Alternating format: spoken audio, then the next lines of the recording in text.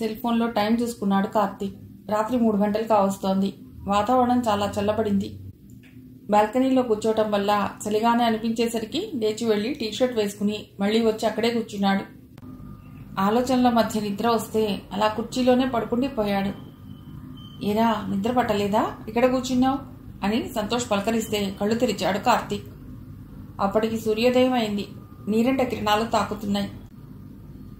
మెళకు వచ్చి చూస్తే నువ్వు పక్కన కనిపించలేదు. బాల్కనీలో కూర్చున్నావు. ఏ, రాత్రి నిద్ర పట్టలేదా? కొత్త చోటు కదా, కొందరికి అలాగే ఉంటుందిలే, అడ్జస్ట్ అవ్వాలి అంటూ సంతోష్ తన కుర్చీ లాక్కుని బాల్కనీలో అతడి పక్కన కూర్చుంటూ అన్నాడు. కొత్త చోటు అనేం కాదు, మామూలుగా 11 గంటలకు నిద్ర పట్టేస్తుంది. రాత్రి 1 గంట అయిందనుకుంటాను మనం పడుకునేసరికి. నిద్ర తేలిపోయింది కార్తీక్ అన్నాడు కుర్చీలో సరిగ్గా కూర్చుంటూ. ఎండపొడని ఆస్వాదిస్తూ ఇద్దరూ అలాగే కూర్చున్నారు 10 నిమిషాలు మౌనంగా. ఉదయపు నీరెండలో ఎదురుగా అపార్ట్మెంట్లు, రోడ్డు అందంగా కనిపిస్తున్నాయి. ఆదివారం అయినా అప్పటికే రోడ్డు మీద జనం హడావుడి మొదలైంది. మార్కెట్కి వెళ్లి సరుకు తెచ్చుకుని అమ్ముకోవటానికి తోపుడు బళ్ల వాళ్లు వెళుతున్నారు. నిండా 14 ఏళ్లు కూడా లేని పేపర్ బాయ్స్ సైకిళ్ల మీద విన్యాసాలు చేస్తూ ఎడుతున్నారు. పాల వ్యాన్ల సందడి, మార్నింగ్ వాకర్స్, జాగింగ్లు, ఎవడి గోల వాడిది అన్నట్లు. అదో కొత్త వాతావరణంలా కార్తీక్ సరదాగా చూస్తున్నాడు. ఇదంతా ఎందుకు?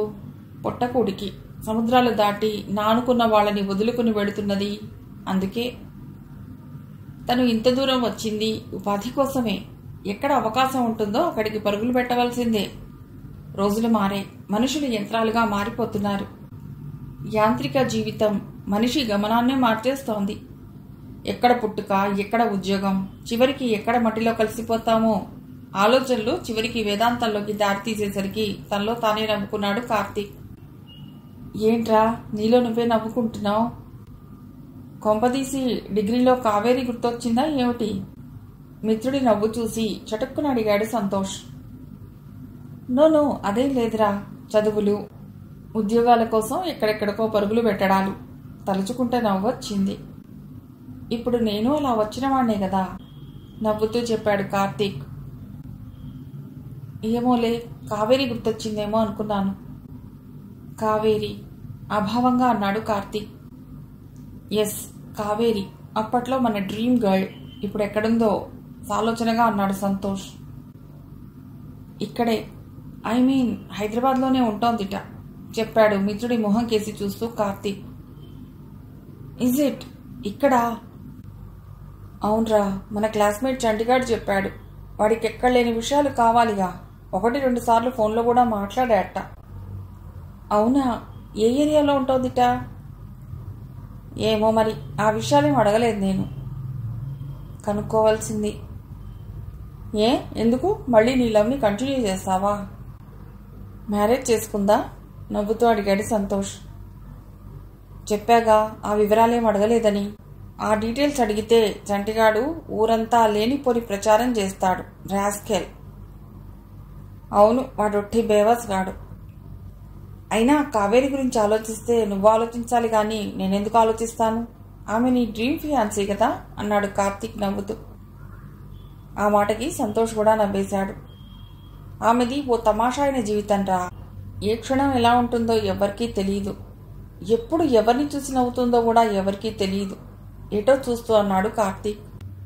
అవునరా, నిజానికి ఆమె డబ్బున్న ఫ్యామిలీలో పుట్టుంటే ఇంకా ఎన్ని విచిత్రాలు జరిగేవో కదూ సాలోచనగా అన్నాడు సంతోష్. నిజమే, మా అమ్మ అంటుంటుంది, ఎవరికెంత ఇవ్వాలో భగవంతుడు అంతే ఇస్తాడు. అలా కాకపోతే ఈ భూమి మీద కొందరిని పట్టుకోలేం అని. అప్పుడప్పుడు అది నిజమేనేమో అనిపిస్తుంది నాకు కార్తీక్ అన్నాడు దూరంగా అపార్ట్మెంట్ల పైన వెళుతున్న విమానాన్ని చూస్తూ. కొద్ది క్షణాలు మౌనంగా ఉన్న తర్వాత అన్నాడు సంతోష్. చంటిగాడి నెంబరుంటే ఇవ్వు, నేను కనుక్కుంటాను అని. అలాగే నన్నట్లు తలూపాడు కార్తీక్. కావేరి డిగ్రీలో తమ క్లాస్మేట్. పేరులాగానే అందంగా ఉంటుంది. గుండ్రటి మొహం, మొహానికి తగ్గట్టే పెద్ద కళ్ళు, నుదురును ఆ పక్క ఈ పక్క కప్పేసే నల్లటి ఒత్తైన జుట్టు. మరీ అంత ఎరుపు కాకపోయినా ఒకసారి చూస్తే మళ్లీ తలతిప్పి చూడాలనిపించే మనిషి కావేరి. కానీ అన్ని రకాల శరీర సౌష్ఠవాలు ఇచ్చిన భగవంతుడు ఆమెను ఒక సాదాసీదా కుటుంబంలో పుట్టించాడు. అదే ఆమెకు మహా చిరాకు. అందుకే దేవుడి పేరు చెప్పినా పూజలు గట్రా చేయమన్నా ఆమెకు ఎక్కడలేని కోపం విసుగు వచ్చేస్తాయి. తల్లి బతిమాలితే గుడికెడుతుంది. గుడి నుండి ఇంటికొచ్చేదాకా, పూజ నుండి లేచేదాకా విసుక్కుంటూనే ఉంటుంది. ఇంటర్ పూర్తయ్యాక కావేరిని చదువు మాన్పించి తన తమ్ముడికిచ్చి పెళ్లి చేద్దామనుకున్నది తల్లి. కానీ అలిగి ఇంట్లో నానా రభసా చేసి డిగ్రీలో చేరింది. ఇంట్లో ఎవరెలా ఉన్నా ఆమె పట్టించుకోదు. మీ చావు మీరు చావండి, నాకిది కావాల్సిందే అని జరిపించుకునేది. 10th క్లాస్ నుండి ఆమెకు ఫాలోయింగ్ ఉంది. ఇంటర్లో అది కాస్త ఎక్కువైంది. ఆమె చుట్టూ చక్కర్లు కొట్టేవాళ్లు పెరిగారు. ఆమె దేనికోసమైనా చేయి చాపితే చాలు 10 చేతులు ముందుకొచ్చేవి. ఇంటర్ 2 ఏళ్లు ఆమె చాలా లవ్ లెటర్లు అందుకున్నది. ఇక డిగ్రీలో సరే సినిమాలు, షికార్లు, షాపింగ్లకి తీసుకువెళ్ళటానికి ఓ 10 మంది దాకా సిద్ధంగా ఉండేవారు. వాళ్లకు ఆమెతో మాట్లాడటం ఓ ఫ్యాషన్, ఆమె కూడా నడవటం ఓ ఇమేజ్. తనకు వచ్చిన ప్రతి ప్రేమలేఖ సగర్వంగా చదువుకుని భద్రంగా దాచుకునేది. 10th, ఇంటర్, డిగ్రీ మొత్తం ఆ 6 ఏళ్ల కాలంలో తనకు దాదాపుగా ఓ 80కి పైగా ప్రేమలేఖలు వచ్చాయని డిగ్రీ చివరి సంవత్సరం పరీక్షలయ్యాక తన ఫ్రెండ్స్కి చాలా అతిశయంగా చెప్పుకుందామే. కానీ డిగ్రీ ఫైనల్ ఇయర్ ఎగ్జామ్స్ ముందు జరిగిన ఒక విషాద సంఘటన కావేరి అంటే ఆమె ఫ్రెండ్స్కే అసహ్యం వేసేటట్లు చేసింది. అందుకు కారణం ఆమె కారణంగా ఓ 2 విద్యార్థులు తీవ్రంగా గొడవపడి మృత్యువు దాకా వెళ్లటమే. అందుకు ఆమె కించిత్తు కూడా బాధపడలేదు సరికదా. వాళ్ళని నా వెంట పడమన్నానా? నా కోసం పందేలు కాసుకుని ప్రాణాల మీదికి తెచ్చుకోమన్నానా? వాళ్ళు నాకు లవ్ లెటర్లు రాశారు. ఆ మాటకొస్తే నేనెప్పుడూ ఎవరికీ లవ్ లెటర్ రాయలేదు అంటూ తేలిగ్గా తీసి పారేసింది. పోలీస్ కేసు అయినా ఎక్కడా ఆమె ప్రమేయం ప్రత్యక్షంగా కనిపించకపోవడంతో ఆమె ఆ కేసులో ఇరుక్కోలేదు. ఆ తర్వాత పరీక్షలు అవ్వగానే కావేరి ఎవరికీ కనిపించకుండా వెళ్ళిపోయింది. తన కూతురు అందానికి, తెలివితేటలకి, చురుకుదనానికి ఓర్వలేక ఆమె మీది లేనిపోని అభాండాలు వేసి తమ కుటుంబాన్ని అల్లర్పాలు చేశారని కావేరి తల్లి కనిపించిన వారందరి దగ్గర ముక్కు చీదుకుంటూ చెప్పింది. కూటికి పేదవాళ్లవే గాని నీతికి జాతికి కాదని 4 ఏళ్లకు వినిపించేలా శోకన్నాలు పెట్టింది, శాపనార్థాలు పెట్టింది. ఆవిడ గురించి తెలిసిన వాళ్ళెవరూ మౌనంగా విన్నారే గాని అయ్యో అనలేదు. అలాంటి కావేరికి లవ్ లెటర్లు రాసిన, ఆమె చుట్టూ చక్కర్లు కొట్టిన వాళ్లలో సంతోష్ కూడా ఉన్నాడు. ఆ రొచ్చులో నువ్వెందుకురా దిగుతావు అని కార్తీక్ హెచ్చరిస్తే నవ్వేసి ఊరుకునేవాడు. నిజానికి సంతోష్కి అదొక మోజు అంతే, అంతకు మించి మరేమీ లేదు. కానీ వాళ్ల బ్యాచ్లో చంటి మాత్రం బ్రతక నేర్చినవాడు. ఆమె కనిపించకుండా వెళ్ళిపోయిన తర్వాత ఆమె గురించి ఎవరూ పట్టించుకోలేదు. అప్పుడప్పుడు తలుచుకుని నవ్వుకునేవారు. నిజానికి అది ప్రేమ కాదు, వయస్సు తెచ్చిన వ్యామోహం. ఆ వ్యామోహం ఎంతో కాలం ఉండదు. మరో వ్యాపకంలో పడితే అది మరుగున పడిపోతుంది. తర్వాత MBAలో చేరటంతో ఆమె విషయం కూడా అలాగే మరుగున పడిపోయింది. డిగ్రీ ఫెయిల్ అయి మిగిలిపోయిన సబ్జెక్టులు పూర్తి చేసుకుంటున్న చాంటి ఎప్పుడైనా కావేరి గురించి చెప్తుండేవాడు. వైజాగ్లో ఉంటోందని, ఉద్యోగం చేస్తోందని ఇలా. కానీ వాడు చెప్పే వాటిలో సగం అబద్ధాలు, సగం నిజాలు అన్నది ఫ్రెండ్స్ అందరికీ తెలుసు. ఇది కావేరి గత కథ. జస్ట్ కావేరి ఎక్కడుందో, ఏం చేస్తున్నదో కనుక్కుందాం అంతే. కాసేపయ్యాక చెప్పాడు సంతోష్. ఆలోచనలోంచి తేరుకుని నవ్వి తలూపాడు కార్తీక్. తర్వాత కొద్ది నిమిషాలు ఇద్దరూ మౌనంగా కూర్చుండిపోయారు. కావేరి గురించిన ఆలోచనలు సంతోష్లో లీలగా కదలాడుతున్నాయి. ఆమె గొడవ నాకెందుకు, రేపటి నుండి గట్టిగా ఉద్యోగ ప్రయత్నాలు చేయాలి అన్న ఆలోచనలు కార్తీక్లో సుళ్ళు తిరుగుతున్నాయి. అప్పుడు సమయం ఉదయం 7 గంటలు దాటింది. శ్రీకర్, ఫణీంద్ర ఇంకా నిద్రపోతూనే ఉన్నారు. ఆదివారం వచ్చిందంటే 10 గంటలలోపు వాళ్ళు నిద్రలేవరు. సంతోష్ మాత్రం 8ంటికే నిద్రలేస్తాడు. కాఫీ పెట్టుకుని తాగుతాడు. సాధారణంగా బెడ్ కాఫీ అలవాటు. ఒక్కోసారి బ్రష్ చేసుకునే తాగుతాడు. అది ఆ క్షణం మూడ్ని బట్టి ఉంటుంది. అవును, నీకు పొద్దున్నే కాఫీ తాగే అలవాటు ఉంది కదా, పాల ప్యాకెట్ తెచ్చి కాఫీ పెడతాను అని లేవబోతున్న సంతోష్ చేయి పట్టుకుని ఆపి అన్నాడు కార్తీక్. కంగారు లేదురా, కాఫీకి మరీ అంతగా ఎడిక్ట్ కాలేదులే అని.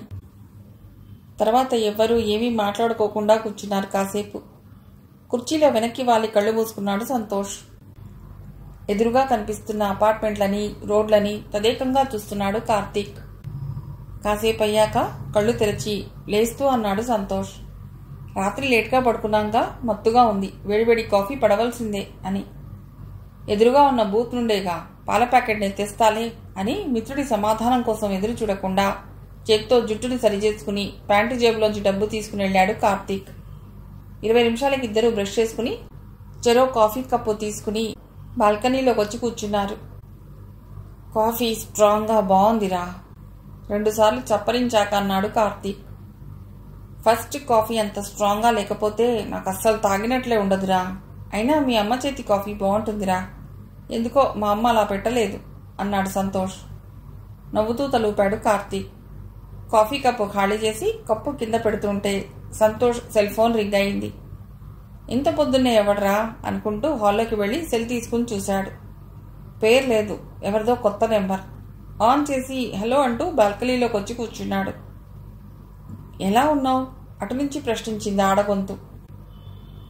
మీరు గుర్తుపట్టలేదు కదూ, చాలా రోజులైందిగా, ట్రై చెయ్యి అన్నదామె. ఆలోచనలో పడ్డాడు సంతోష్. ఎంత ప్రయత్నించినా గుర్తుకు రావటం లేదు. కానీ ఆ స్వరం ఎక్కడో విన్నట్లే అనిపించింది. గుర్తుకు రావటం లేదా? నేను కావేరిని అన్నదామె. కావేరి? ఉలిక్కిపడ్డాడు సంతోష్. ఆ మాట విన్న కార్తీక్ కూడా ఆశ్చర్యపోతూ సూటిగా సంతోష్నే చూస్తున్నాడు. సెల్ ఫోన్ స్పీకర్ ఆన్ చేశాడు సంతోష్. నేనే కావేరిని. ఎలా ఉన్నావు? బాగానే ఉన్నాను.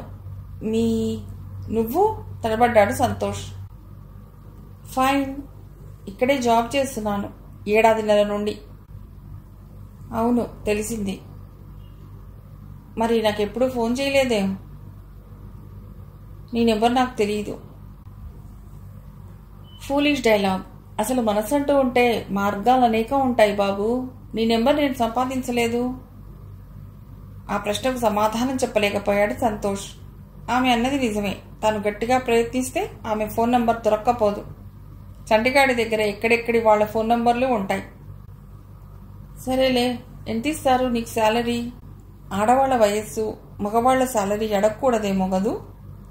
అయినా పర్వాలేదు చెప్పు పక్కపక్కా నవ్వి అన్నది కావేరి. 35 దాకా వస్తాయి అన్నాడు సంతోష్. దాకా అంటే నెట్టా డ్రాసా? డ్రాస్. మరో 5,000 ఎక్కువ ఇప్పిస్తాను. వేరే జాబ్లోకి వస్తావా అడిగిందామె కూల్గా.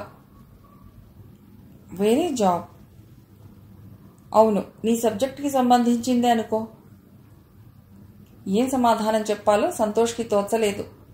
ఆమె జాబ్ ఇప్పించే స్థితిలో ఉందా? అసలు ఇక్కడ ఆమె ఏం చేస్తోంది?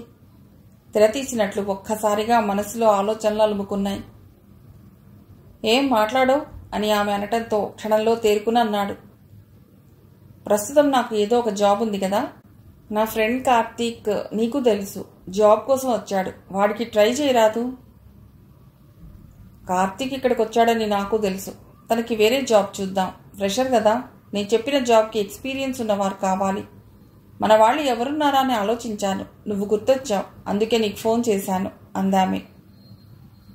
ఏం చెప్పాలో అర్థం కాలేదు సంతోష్కి. అసలు ఆమెను ఎంతవరకు నమ్మాలి? నిజంగా 40,000 రూపాయల జీతంతో జాబ్ ఇప్పించే స్టేజ్లో ఉందా ఆమె? సమాధానం దొరకని ప్రశ్నలు అతడిని బుక్కిరి బిక్కిరి చేశాయి. కాసేపు మౌనంగా ఉండిపోయాడు. ఇప్పటికిప్పుడే నీ డెసిషన్ చెప్పనక్కర్లేదు. 2 days పోయాక నేను నీకు మళ్ళీ కాల్ చేస్తాను. ఈలోగా ఆలోచించుకో. నేను చెప్పేది కూడా ఓ రెప్యుటేషన్ ఉన్న కంపెనీలోనే, డౌట్ పడక్కర్లేదు. ఓకే, కార్తీక్కి బెస్ట్ విషెస్ చెప్పు. బాయ్ అని ఫోన్ పెట్టేసింది కావేరి. ఇదేంట్రా, మనం ఆమెను తలుచుకున్నామో లేదో సడన్గా ఆమె ఫోన్ చేయడం ఏమిటి? ఎక్కువ శాలరీతో నాకు జాబ్ ఆఫర్ చేయడం ఏమిటి? ఇదంతా ఆశ్చర్యంగా లేదు? నువ్వు ఇక్కడికి జాబ్ కోసం వచ్చిన సంగతి కూడా ఆమెకు తెలుసునట. అబ్బో, పెద్ద నెట్వర్కే మెయింటైన్ చేస్తోందన్నమాట. సెల్ ఆఫ్ చేసి అన్నాడు సంతోష్. నేను ఇక్కడికి వచ్చిన విషయం ఆమెకు తెలియటంలో ఆశ్చర్యం ఏమీ లేదులే. చంటిగాడు చెప్పుంటాడు. నీ ఫోన్ నంబరు వాడే ఇచ్చుంటాడు. నాకు అర్థం కానిదల్లా ఒక్కటే, అంత పెద్ద శాలరీతో నీకు జాబ్ ఇప్పించే స్టేజ్లో ఆమె ఉన్నదా అన్నదే. అసలు ఆమె ఇక్కడ ఏం చేస్తున్నట్లో అన్నాడు కార్తీక్. ఒకవేళ ఎవరితోనన్నా కలిసి ఇక్కడ జాబ్ కన్సల్టెన్సీ ఏమైనా పెట్టిందా? ఏమైనా ఆమె మామూలు లేడీ కాదురా బాబు. తిమ్మిని బమ్మిని చేసేయగలదు. ఇంకా ఆశ్చర్యం నుండి తేరుకోకుండానే సంతోష్ అన్నాడు. ఆహా, అంతటిదే. ఇప్పుడు ఆమె ఏ స్టేజ్లో ఉందో మనకి తెలియదు, కానీ ఎవరినైనా బుట్టలో వేసేంత టెక్కు, అందం, ఆకర్షణ ఆమెలో కావలసినంత ఉన్నాయి. అది మాత్రం నిజం. ఒక రకంగా ఆమెను మెచ్చుకుంటూ అన్నాడు సంతోష్. జీవితం టర్న్ అవ్వడానికి ఏళ్ళు ఊళ్ళు అవసరం లేదు. లక్ కలిసి వస్తే 24 గంటలు చాలు. ఈ 3 ఏళ్లలో ఆమె ఆ స్టేజీకి ఎదిగిందేమో అన్నాడు కార్తీక్. అంతే అంతే, ఏది ఏమైనా మనల్ని గుర్తుపెట్టుకుంది. నవ్వుతూ భుజాలెగరేశాడు సంతోష్. మనల్ని కాదు, నిన్ను. ఎంతైనా ఒకప్పటి 1 వే లవర్వి కదా. కార్తీక్ జోక్ చేశాడు. సంతోష్ నవ్వుకున్నాడు. నా బొంద, అది లవ్వేంది? నా ఫ్రెండ్స్ ఆమె వెనకాల పడుతుంటే నేను పడ్డాను. లవ్ లెటర్ రాశాను. ఇప్పుడు తలుచుకుంటే నాకే నవ్వొస్తుందిరా. అదేదో సినిమాలో చెప్పినట్లు అది ఇన్ఫాచ్యుయేషన్, జస్ట్ వ్యామోహం. ఎటో చూస్తూ అన్నాడు సంతోష్. అవునన్నట్లు తలూపాడు కార్తీక్. ఇంతకీ ఆమె చెప్పిన ఉద్యోగానికి ఎడతావా? నిమిషం పోయాక అడిగాడు కార్తీక్ అతని మొహంలోకి చూస్తూ. ఇప్పుడున్న జాబ్ బాగానే ఉందిరా. మా సీఈఓ చాలా మంచిది కూడా, చాలా ఎంకరేజ్ చేస్తుంది. అయినా శాలరీ ఎక్కువైనంత మాత్రాన ఆమెను నమ్ముకుని ఎలా వెళ్ళటం? మోరోవర్ అసలు అది ఏ కంపెనీనో ఏమిటో నాకు కొంచెం కన్ఫ్యూషన్గా కూడా ఉందిరా. బ్లంట్గా రిఫ్యూజ్ చేయటమే మంచిదనుకుంటాను అన్నాడు సంతోష్. నాకు అలాగే అనిపిస్తోందిరా. ఆమె సంగతి మనకి బాగా తెలిసి కూడా ఆమెను నమ్ముకుని ఉన్న ఉద్యోగం వదులుకోవటం మంచిది కాదనిపిస్తోంది. అయినా నీకు ఇక్కడ బాగుందంటున్నావు కదా అన్నాడు కార్తీక్. అవును, ఇప్పుడు ఓపెనింగ్స్ కూడా తక్కువగా ఉన్నాయి. నువ్వన్నట్లు ఉన్న మంచి జాబ్ వదులుకోవటం అంత సేఫ్టీ కాదు. అయినా ఆమె గురించి ముందు మనం కాస్త ఎంక్వైరీ చేయాలి. నిజమే, ఆమె అసలు ఎక్కడ పనిచేస్తుందో, ఏ పొజిషన్లో ఉందో తెలుసుకోకుండా ఆమె మాటలు నమ్మడం మంచిది కాదురా. కార్తీక్ అనుమానం వ్యక్తం చేశాడు. ఏరా, పొద్దున్నే మీ ఊరి కబుర్లలో పడిపోయారా? కాఫీ ఎన్నిసార్లు తాగారు అంటూ వచ్చాడు ఫణీంద్ర. కాఫీ ఒక్కసారి తాగాం. నీ స్వహస్తాలతో ఇస్తే థ్యాంక్స్ చెప్పి ఇంకోసారి తాగుతాం అన్నాడు సంతోష్.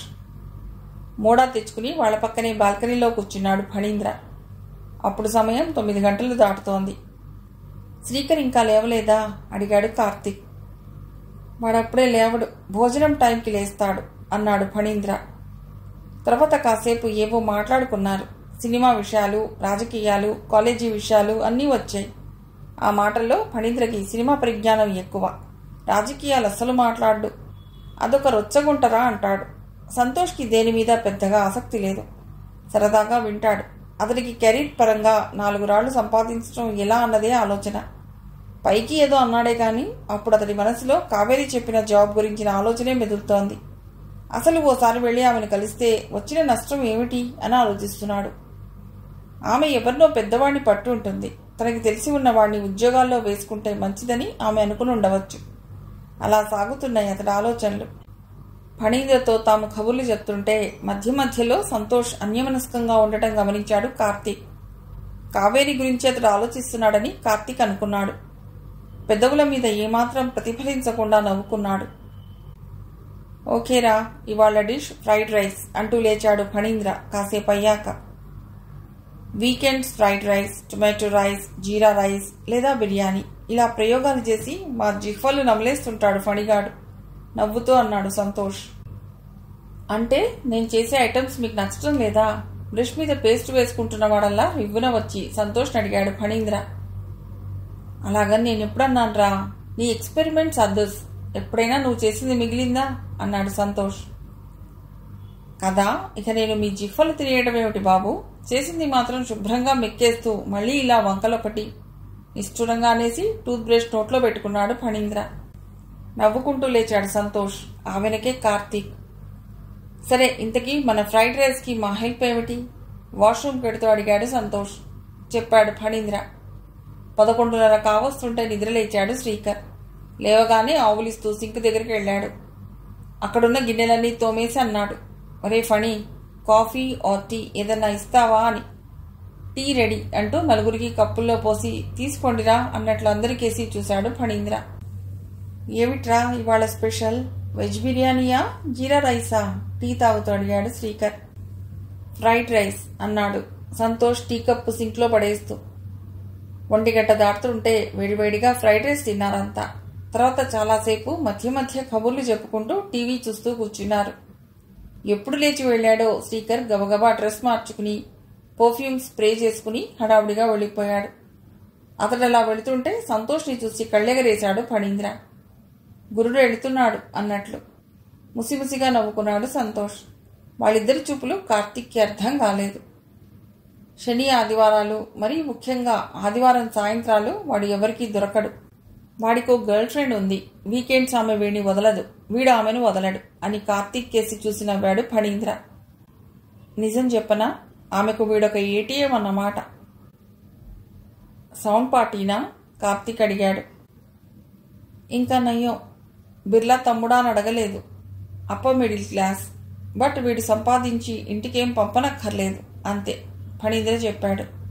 మిగిలిన ఇద్దరూ మౌనంగా ఉండిపోయారు. ఓ అరగంట టీవీ చూసి బద్ధకంగా ఒళ్ళు విరుచుకుంటూ లేచి, లేవండరా బాబు, బోర్ కొడుతోంది, అలా ఎక్కడికైనా పోదాం అన్నాడు ఫణీంద్ర.